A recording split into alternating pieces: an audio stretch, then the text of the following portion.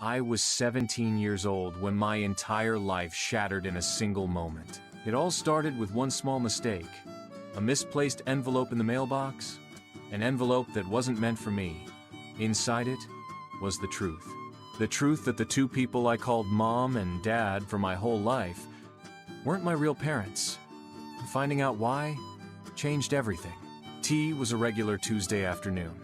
I came home from school, dumped my bag on the couch, and went to grab the mail. One letter caught my attention. It had our family name, but the handwriting was strange. Curiosity got the better of me, and I opened it. It was a birth certificate. The name on it was mine, but the parents section had two completely different names. My hands were shaking. Maybe it was a mistake. Maybe it belonged to someone else. That night at dinner, I tried to bring it up casually. "Hey, who are Michael and Clara Dawson?" The fork in my mom's hand froze mid-air. Dad's eyes darted to hers. The silence was suffocating. Finally, Dad spoke. "Where did you hear those names?" I told them about the letter. Mom's face turned pale. She whispered, "We were going to tell you one day." Then came the bombshell. I was adopted. I didn't cry. I didn't scream. I just sat there, numb, as they explained that my biological parents had died when I was just a baby. Or so they claimed. But something about their story felt wrong. Over the next week, I couldn't stop thinking about it. I started digging through old photo albums, documents, anything I could find. One night, in the attic, I found a dusty box hidden under a pile of blankets. Inside, photos of me as a baby in the arms of strangers. Letters from someone named Clara, begging to see me. A police report, marked missing person. The date on the report was from the day after I was supposedly adopted. I needed answers.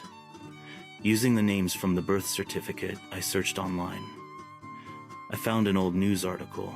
Local couple claims their baby was taken without consent, authorities investigating.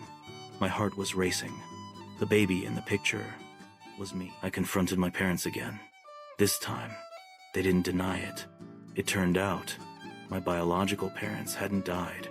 They had been in a legal battle with my adoptive parents over custody.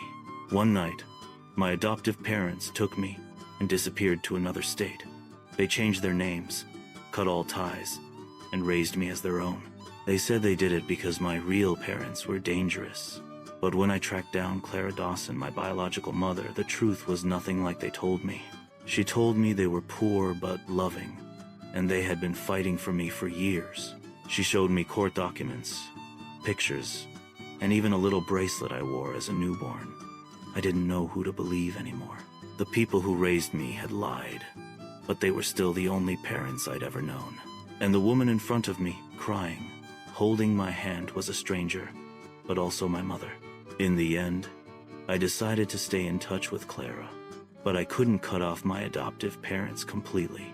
My life would never be the same, but at least now, I knew the truth.